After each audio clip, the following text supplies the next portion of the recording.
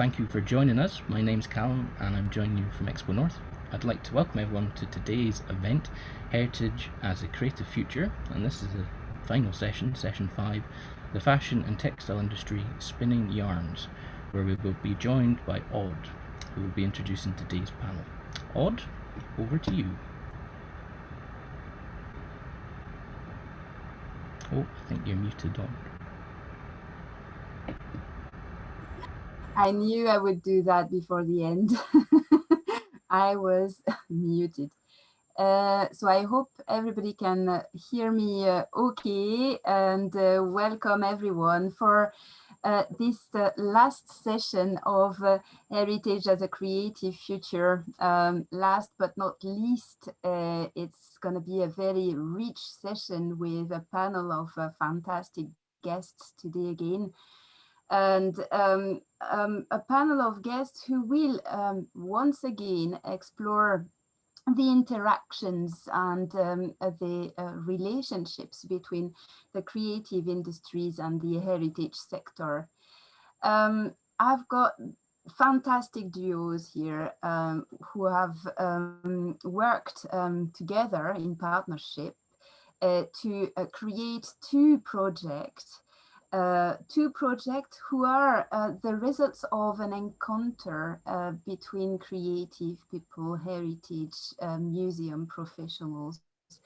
And this project, of course, will show you how audacious we can be to engage with the heritage in a totally different way and kind of, foresee a future where the heritage won't be only an inspiration for a copy and paste, but the ideation for further community engagement and interrelation and relationships.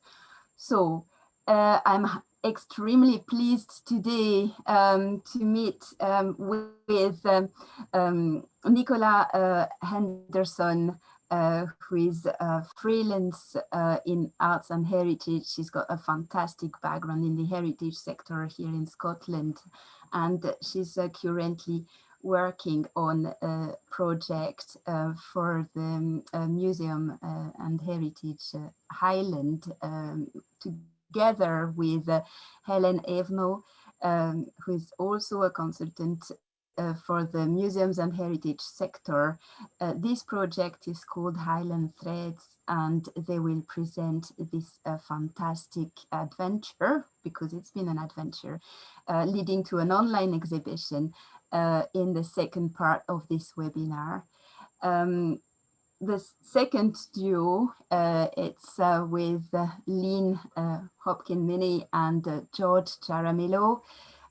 Lynne is an artist. She's got also a scientific background, and she's used her own biography to work on a very inspiring creative process, which she will present to us a little bit more today.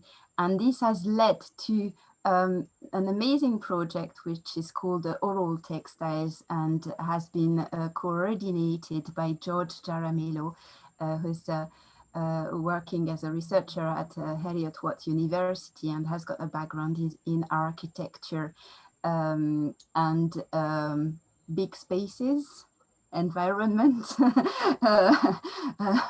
enhancement. So George and Lynne will present Oral Textiles together in the first part of this presentation.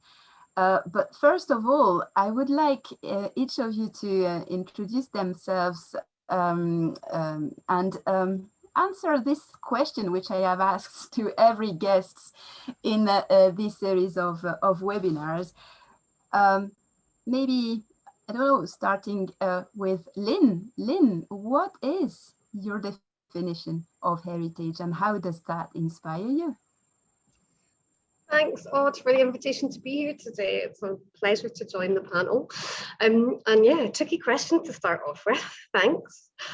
So for me, heritage is personal and communal, I guess. I would say it's something about who I am and where I come from, but it's also how I share that background with other people, and how we tell the stories of who we are and where we come from, I think, in brief.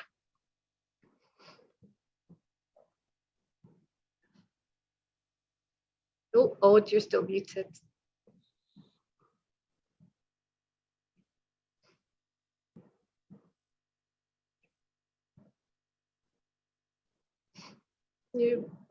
Yeah, sorry about that. I've got a little problem of connection today, and obviously I didn't want to.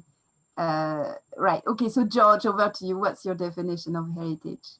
Sure. Hi, everyone. For me, heritage has transformed from something that was very much about buildings, into something that is now a series of, so I guess you could say, immaterial and material practices and entanglements between the past and the future, and our interpretation and communication of that past and our relationships to those material and immaterial practices. So for me, heritage is all of those kind of connections coming together.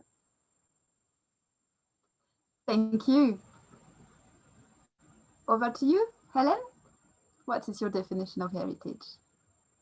Likewise, I'm with Lynne. Tricky questions for the start of the session, but I suppose as somebody who works mainly in museums and venues that have collections, I think for me it comes down to people and stories, and the connections between the kind of intangible and tangible elements of our past and how we can explore them and connect with them in a contemporary way and in our contemporary world. So yeah, that's what I'm coming from. That's extremely inspiring. And what about you, Nicola?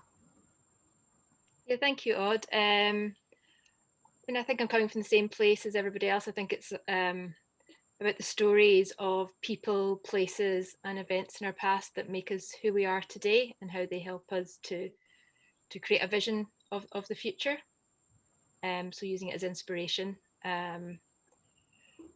on how we live our lives, I guess. So yeah, the stories that we weave through our past to help create a future.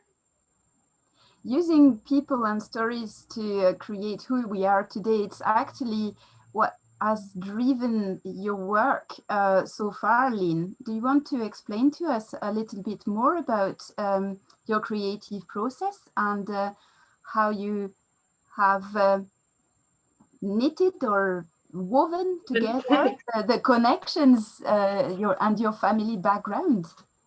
Yeah, absolutely. Thanks, Odd. So I worked as an academic scientist up until 2015 in the field of human genetics, and then left that role to go spend some time traveling with my family.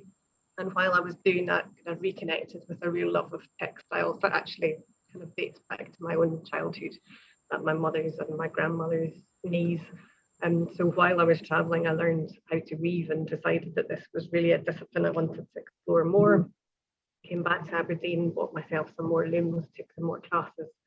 And while I was doing that, it really struck me that there were really nice connections between the act of weaving and whether or not a thread was up or down, and a lot of the data that I used to work with. So I started exploring how I could work with some of that information, and particularly focused around genetic data, and think about how I could use that to translate it onto the loom and begin to have conversations about what it means to understand our own genome sequences and our own genetic ancestry through the medium of these woven fabrics.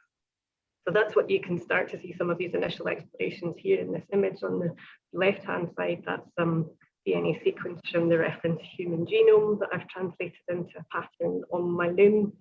And it's quite intriguing when you look at it, because it looks like there's a pattern in there. It looks like it might be code for something. And it starts to prompt us questions about what is the pattern and what is the code, because it's not that really kind of standard kind of symmetrical, mirrored, repetitious pattern that you might associate with some woven fabrics. And on the right-hand side is another way of kind of starting to think about how genetic information is transferred between generations. So we kind of inherit bits of information from each of our parents, and then we pass on a kind of recombined, jumbled up mixture of that to our own children, and then on through the generations after that. So that's what my weaving practice was initially set up to explore, and it was my interest really in kind of expressing DNA through textiles that caused George and I to come together, and we'll touch a little bit on that more in a moment. But as I was exploring these ways to think about how genetic information was expressed, my mum was doing some family history research, and we discovered that over the last 7 generations from myself backwards, there's at least one person in every one of those generations who was involved with the weaving trade in northeast Scotland, largely focused around Angus area. What you're seeing here is an extract from a marriage certificate where you can see that let me get this right, I think my great-great-grandmother, when she married, you can see that her occupation is a loom weaver, and that her husband's father was also a hand loom weaver, as was her own father. So actually that's a really common pattern that we saw in the family history. So it got me really kind of intrigued and thinking about the idea that weaving was in my DNA, that it was somehow a thread that ran through my family history.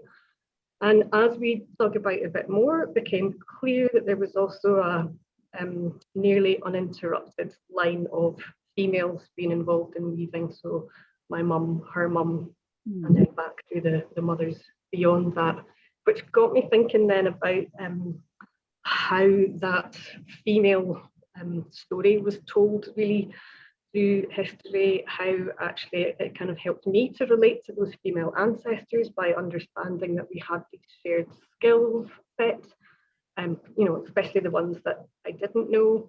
I hadn't known actually that my own grandmother was a factory weaver before she got married. So there was this really, you know, I learned a lot about my own family history.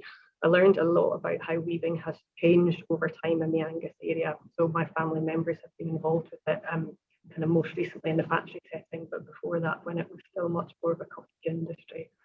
And we know it goes back 7 generations because that's how far the national records go back, but actually, realistically, it goes back beyond that as well. So a lot of what I do now is about exploring that female inheritance of information, and there's a particular type of genetics that is passed on by mothers to their children, and only from mothers to their children, and then it's only passed on by daughters to their children. So I've been using some ancestry-based tests now to find out information, so to understand what that maternal information is in me, and explore the ways that that links me back through all these women weavers that have come before me. So yeah, that's where my practice is at. This piece is one that I wove. Initially, it was an exploration about how threads can connect between those different 7 generations. And I was really just playing on the loom with the different ways that I could express those interconnections and the information flows between generations. But when it came off the loom, it came off looking very much like a dress that Alexander McQueen might have sent down a runway on a model with nothing else on. And it just, you know, without getting too woo, it made me think that those female ancestors were channeling themselves through my loom, and that they really wanted that story to be told. So yeah, that's where I'm at with my own practice, and all of this that I've described has run alongside the work that George and I have been doing on the Oral Textiles project. So how did you two together met, George and yourself, Lynne? So I had recently returned from that trip with my family. So we spent 9 months traveling around the world, and I came back. I didn't have a job to come back to, so I spent my time kind of going to free workshops. And there was one running at the Glasgow School of Arts Highlands campus, just outside Forres, on circular design in fashion and textiles, and thinking about ways that we reuse what's considered to be waste from manufacturing, and we give new life to those perceived waste materials. So I was there at Forest attending this workshop where George was employed and was working on another project where he had been looking for somebody interested in textiles to get involved with that project.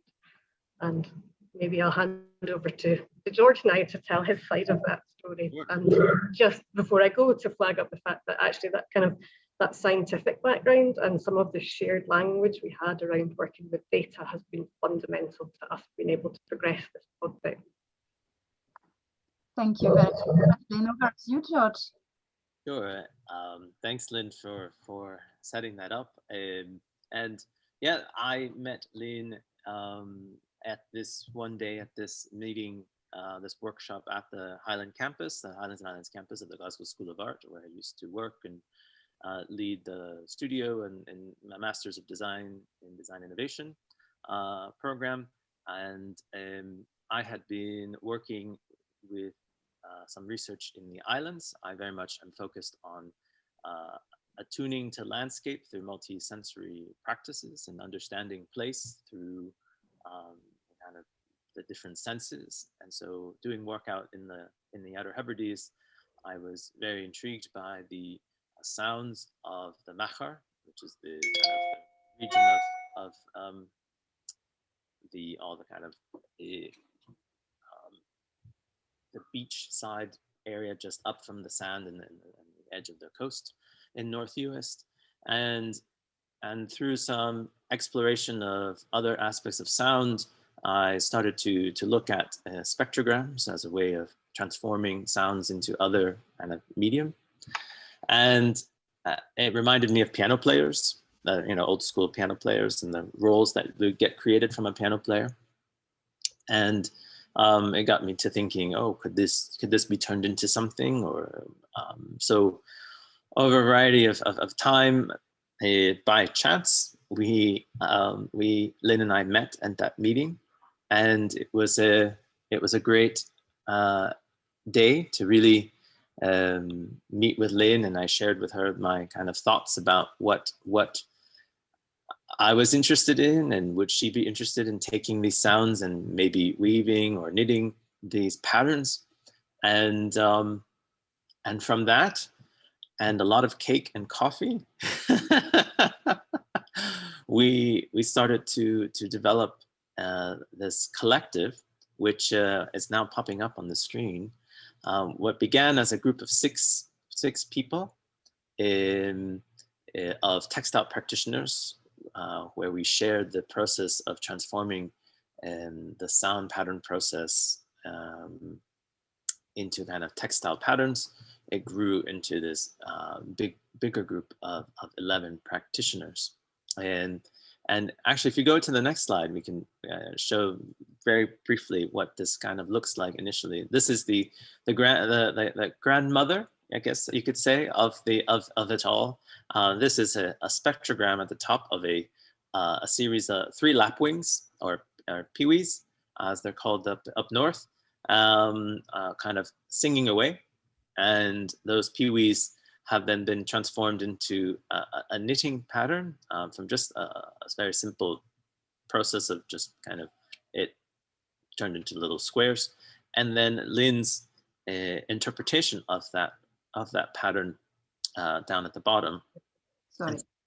That's fine.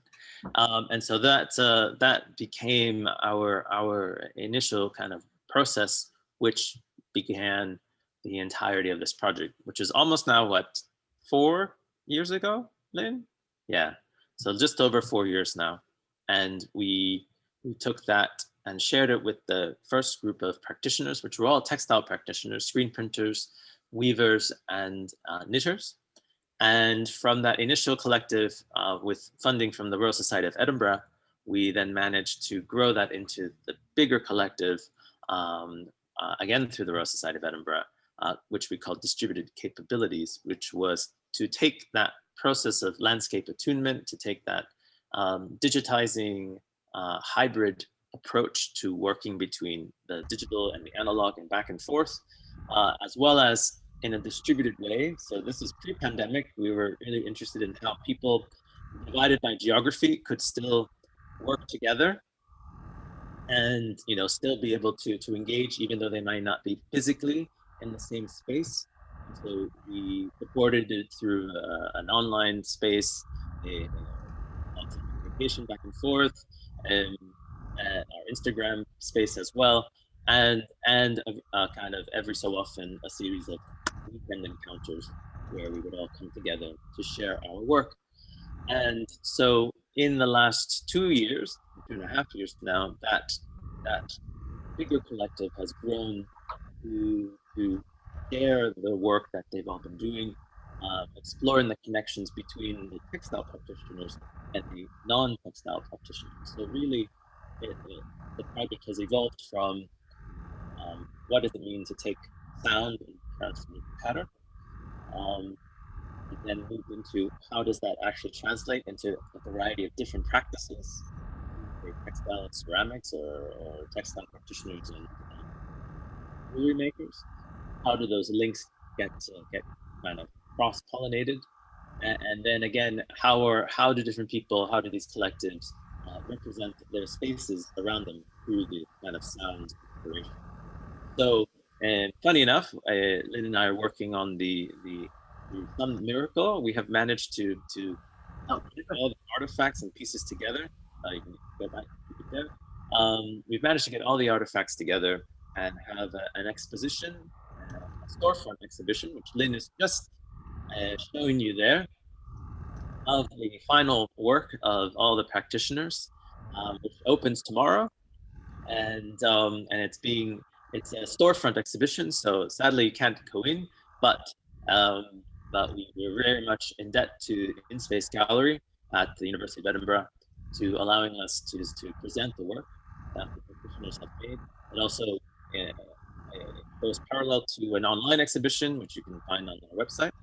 And so it has really been a great culmination of the work from the last 4 years, but really in the last 2 years is the work that will be on display, sharing narratives, stories, as well as the kind of connections that have evolved over the last 4 years. Particularly for some of the practitioners that have known each other for the last 4 years, they have really gone from working almost by themselves. Many of these practitioners are self-employed practitioners who becoming more about how do they connect with each other through these various forms of engagement.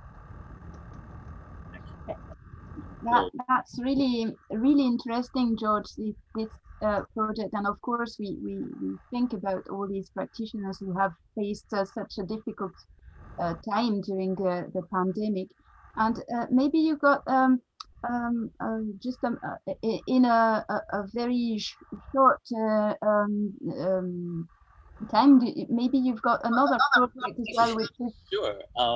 in connection with the way these communities of creative people can engage a bit more with their space, their environment, the heritage, and the community itself. Yeah. Do you want to tell us about knitted tomography, which is really echoing very nicely what you have been doing together with Lynne, with the oral textile and distributed capabilities project? Sure. So quickly, inspired by this notion of place and attunement to landscape, and translations of those ways of making, as well as them with people in a distributed manner. We approached through Heriot-Watt and the Scottish placemaking, the Scottish government's placemaking initiative. We've been tasked to engage in a series of map making exercises to create in quotes, a tomographic map of Galashiels, in honor of Galashiels' history as a textile hub in its heritage, but as well as in celebration of the opening of the Great Tapestry Center that will hopefully eventually be opening up very, very soon. And so this project bridges students, alumni of Heriot-Watt University, as well as local community members from around Gala and the borders, into conversation through knitting and kind of stitching and constructed textile making. So at the moment, we have this website that you can go visit, but it's mainly focused with the practitioners in basically discussions about place, memory, narrative, and how these are all being able to be shared across time and space. So keep an eye out for those. Hopefully sometime by the end of June, early July, we'll have that piece created.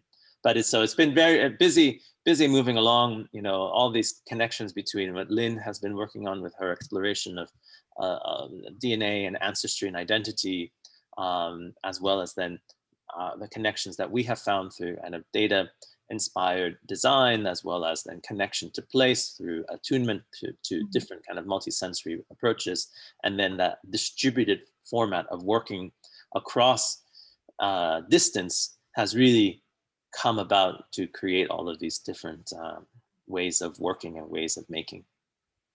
Yeah, and I suppose this has been emphasized even more during the COVID-19 pandemic, where we have had to identify creative ways to work together and to connect together. And this is precisely what Nicola and Helen have been trying to overcome, the difficulty amongst museum professionals in the Highland to keep working and sharing and communicating with the public while their institutions, the doors of their institutions were closed. So another fantastic encounter and amazing project here to identify how the heritage can also be a catalyst for further community building and reach out activities. Do you want to explain to us what Highland Threads is about, Nicola, Helen? And thank you, George and Lynne, for the presentation of your project. Hi, yeah, thank you. I'll pass to Helen. Just say Highland Threads is a collaborative exhibition involving 14 museums presenting 14 of their best costumes from across the Highlands to tell the stories of the heritage of those items, of the people that wore them, the cloth they were used to make, and ultimately of the outfits as well. So Helen, if do you want to start? Yes, if we can go to the next slide, please, Odd. Just a little bit of a background about how the project came to be. So you'll see here, this is Karen Buchanan. She's a curator for Gaelic Museum, and in the background there's some of our other colleagues and peers. So Highland Threads was conceived at Heritage, one of our regular heritage cafes, which we set up as part of Museums and Heritage Highland as a response to the COVID crisis, and a kind of place for people to come together, to support each other, to chat, to connect, and to have creative conversations. And that's exactly what happened with Highland Thread. So it developed out of one of our curators musing on costume collections in our museums and thinking about ways, could we find a way of working together creatively to showcase them? And could we find a project or a way of supporting museums, supporting each other, but also making the collections accessible? And so Highland Threads was born. It was funded by Heritage Fund's Resilience Fund. So we had a little bit of money to start developing the project. And that's where it developed from. I don't know if you want to go to the next slide. Many of you will understand that many a mickle makes a muckle. So the translated, I think it's a kind of, you can make something that is greater than the sum of its parts. So hopefully when we showcase a little bit of the project, you'll see. So the choosing the object, costume versus story. So coming back to what George and Lynne have spoken about, kind of stories, personal stories, people's stories, how did we choose this? We were very, very keen that it was about co-creation and true equitable collaboration. So it was bottom up, it was from the museums themselves. We didn't want to deliver a project to museums, we wanted museums for it to be a proper partnership. And so all the costumes that came back were the costumes that our museums felt had an interesting story. Some of them are visually stunning. Some of them are less visually stunning on first sight, but once you start to look at them more closely and you read the stories come out. And so that's really was our starting point. Nicola, I don't know if you want to kind of mention about how we were thinking about the reaching of our audiences and connecting that with museums. So when we were starting to develop the project, most of our museums were closed. It was around July last year, so a couple were thinking of possibly reopening. And it would be interesting to know how the conversation would have gone a year before. Would we have looked to have tried to do a physical exhibition? But it was very clear in the situation we found ourselves in that the best way to reach our audiences, and we all know our audiences very well to be that they are local, and that they also are tourists, that they're based from travellers across the UK and international as well. So actually the best way to reach our audiences was to take our exhibition online, to try and tell those stories using a digital mechanism, through perhaps a web-based platform is the best way to do that, thinking about what access our audiences had at home to be able to connect with those collections. So not really thinking about using tech for tech's sake, for creating any kind of virtual reality experiences, wanting people to be able to access it quite simply and easily from their desktops at home. And thinking also about how we could do that, whether we would use photogrammetry or LiDAR photography or image or film, and what would best be able to tell the stories of those costumes. And I think, just as I just said, we didn't want to use technology for technology's sake. What could best show the detail, the stitching, the work and the pattern that was in each of these items, and actually using really well shot films and detailed shots was the best way to tell that. And also we have podcasts and oral, so be able to use audio so that people could listen to those stories, and the voices and text as well. So the imagery was really important. But keeping at the centre of that was always, what did museums need most at this time? What were they needing to help survive through the pandemic, to help reach those audiences, and to keep museums sort of raison d'etre, to tell their stories, to bring their collections to life. So how could we best do that? If we could move on. So yeah, I'll pass back to Helen to just talk a wee bit about that sort of conservation and interpretation role. Yeah, so one of the things for some of our smaller museums especially is accessing practical services. So we know that our museums, even our museums that are just simply voluntary run as opposed to having staff cohort, they're experts in their stories. They know they're embedded in their communities. They know the stories of their collections and their objects, but often what they miss are the practical things, assistance in professional conservation, in interpretation, or in photography and film. So part of this project has been able to deliver back to them the portfolio of all of these videos that were collected as part of the project, which they can then use in different ways. So that was a really key part of the project for us. And then again, back to the other side of behind the scenes, well, how could we also use these assets, and by creating an exceptional product, how could we then support museums directly through donations, through marketing and so forth. So Nicola, I don't know if you want to mention a little bit about that before we maybe showcase one of the objects. Yeah, being very honest, museums were in a difficult position. We didn't know what the outlook was in a financial aspect, in terms of a lot of independent museums generate their income from visitors paying entry or donating, or school visits, and none of these things were happening. So money was at the core of it, but not just to earn income. How could we help them in areas of conservation interpretation through one project? So by working together and collaborating, we were able to deliver that conservation interpretation, assets of photography, working with a marketing professional, working with a web developer. And by sharing that out amongst 40 museums, everybody got that support in the area that they needed to be able to present and tell those stories of their outfits. But there is also a kind of pay it forward aim of the project, to encouraging people to donate their visit if they're able to, so that they can help support museums while they are closed and look to reopen. And I think, yeah, so in the end, we've delivered a digital exhibition that showcases a costume for each of the 14 museums. They each have a film made of their outfit. They have detail shots. They have gallery images that tell the history. They have audio. There's ways to donate. There's interpretation materials, so that when museums do begin to open, we can help encourage you to go and visit, to see the costume in person.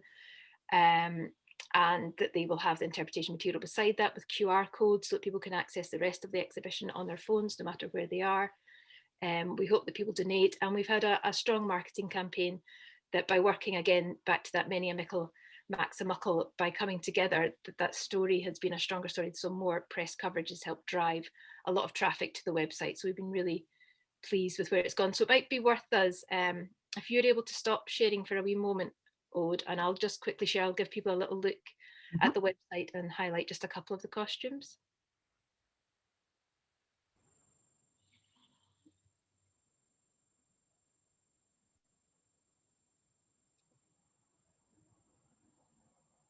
Okay, so you can go in, and this is the main exhibition page I've taken people to here first, that has a strong image of each of the costumes that are featured.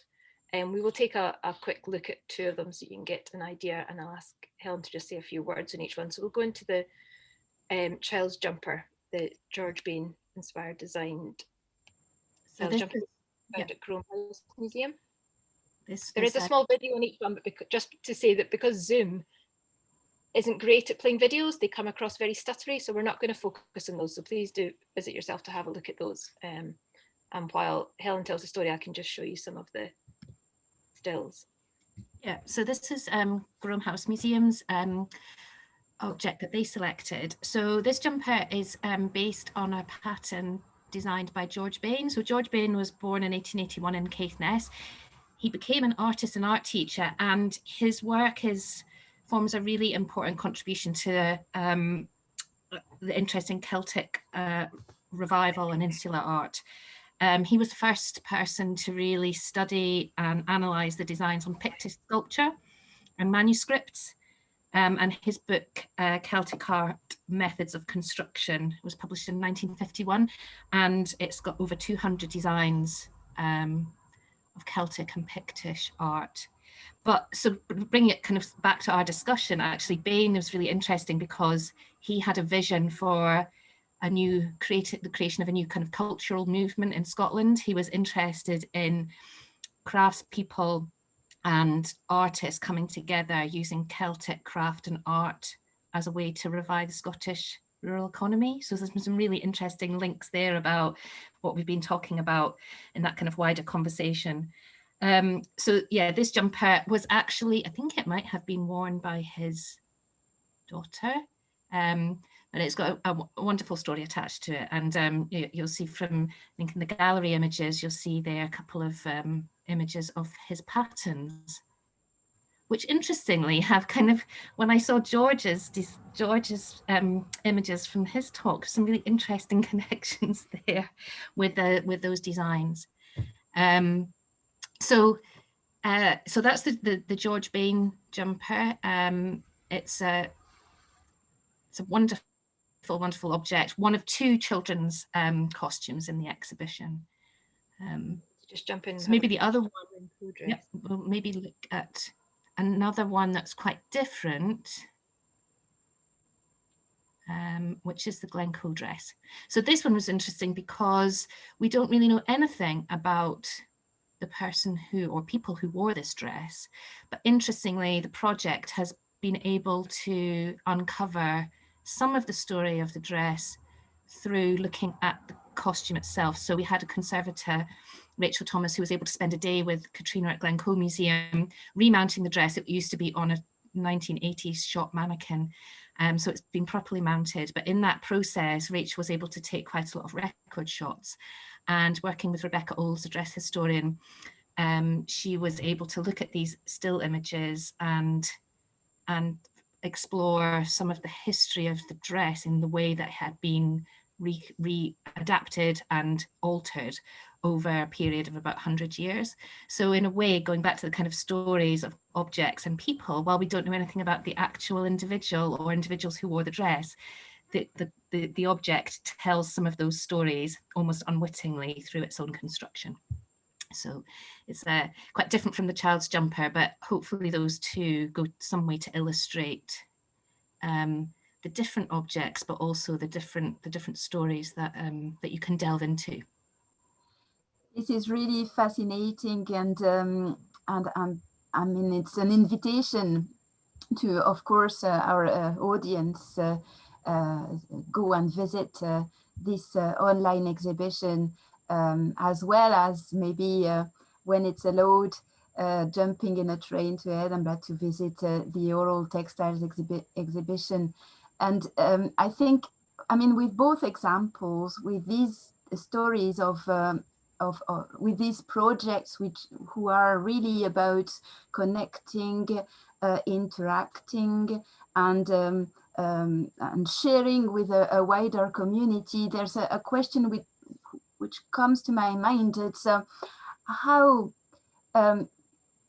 can we work from this project, or how can these projects inspire the industry, the creative industry, fashion, the textile, the design industry, to work beyond the sole copy and paste of the heritage and the literal interpretation of this heritage, and produce something which is much more engaging in a sustainable environment.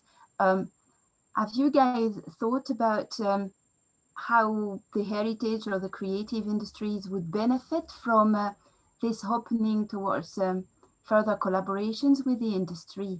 I mean, I know it's a big question in a short time, but I thought it would be a nice way to wrap up our discussion today.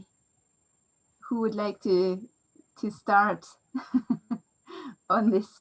George, yeah.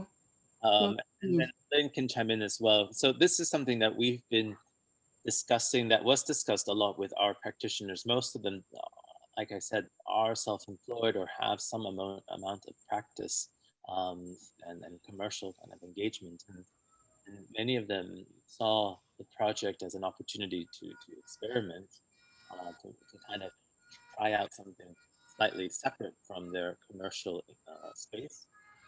But others have attempted to use what we've been doing in their own commercial endeavors. And so there has been a way of connecting these pattern making processes, this attunement to place in different ways. Sometimes it's also kind of expanded into other areas that we wouldn't have thought. So one of the practitioners has used it in their classroom for secondary school children, and she's used it to understand the sounds of the school and teach the students not only computer skills, but then the translation into kind of printing and ink and printing skills as well. So it's really broadened out into these different applications.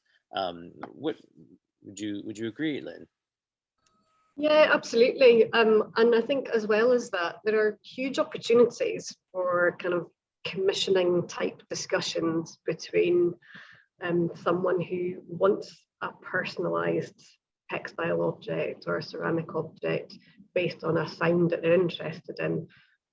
Massive opportunities to kind of translate this into something that is very much about a customer practitioner based conversation. There might also be opportunities to kind of translate it into probably kind of small scale batch production as well. So I think there are lots of ways that this could influence the creative industries and fashion and textiles as well. There's huge scope for how it could be adopted, and really the kind of limitations on that are probably technical rather than imaginative. Helen and Nicola, do you agree with this? I would say I think museums are always looking to explore and interpret their collections in new ways, and I think if that's through working with artists and through the creative industries, I think there's lots and lots of potential. Nicola, I don't know what you think. Yeah, I mean, I think we're looking, as museums look at new ways to survive, to generate income. Certainly merchandising, licensing, looking at how they can create new products with companies or just themselves within a shop, and working with students and artists to help respond to their collections to inspire future designs is a great way for them to do that. And I think hopefully this starts that conversation of thinking what a fantastic repository and collection of costumes and histories we have here, and how can they inspire conversations to help generate new designs and thoughts from those into the future. I've got a question here in the chat, which maybe we could address very quickly, because I can see that we are running already at the end of the session, and a little bit beyond. So it's a question about the link with tourism too, and how these type of projects could maybe help reaching out more with the tourists. But I suppose, I'm assuming, Nicola, that you have spoken about the connection with tourism and Highland Threads. But maybe you could expand a little bit on that. Yeah, I mean, I think we're beginning to rethink how we think about tourism. Before the pandemic, we were already in a climate crisis, so just encouraging as many people to come and visit our destinations is not the way that we can continue to work going forward. So I think by presenting these kind of projects online and connecting with new audiences in a global way, gives us a chance to build those relationships, to perhaps look at how we could generate objects, and through that kind of tourist connection, making their visits once in a lifetime opportunities that are more, they are deeper, they are more relevant to people's lives. And that could be by learning about those stories and traces of their history, that perhaps that kind of, when they come here, they have those real connections with the people in those communities, that perhaps they are looking at ways they could design new products or new commercial interests that link with that kind of that tourism link as well. So it is about deepening those relationships with our tourist audiences, and when they come over here, making them a little bit deeper and more genuine, and thinking around that, what the commercial opportunities around that are as well. Yes. I think as well, if I could just chip in on the oral textiles thing, there's a real opportunity to create kind of landscape inspired mementos for people who, you know, whether they're able to come here and visit or not, you know, something that reflects a specific environment, not just in terms of the sound, but actually the materials that it's created from as well, and, you know, the natural dyes that might be of the environment, and the textile, the yarn, for example, that's much more locally sourced. So there's definitely ways that we could expand on that work to allow people to connect to a place without necessarily having to visit it. Thank you, Lynne. To echo what one of our audience member is saying here as well in the Q&A, it's with makers in residence, and inviting more creative people within the heritage sector, that maybe we could keep these vivid project, and keep developing them to engage differently with our past and our stories. Well, that was really an interesting presentation, interesting webinar today, and I hope our audience liked it as much as I did. It's always extremely frustrating to have to run from question to question, and I'm sure that you guys have provided the opportunity for more in-depth reflections via the visit of the Highland Threads website, via the visit of the exhibition of the distributed capabilities and the oral textile project. So I would like to thank you very much for such an inspiring discussion, which shows us how the heritage can be a way to ideate a different society, and to keep these creative links alive, to define who we are and draw the future of our society. So thank you very much for participating today, and I would like to thank the audience as well, who has been following this series of webinars about heritage as a creative future.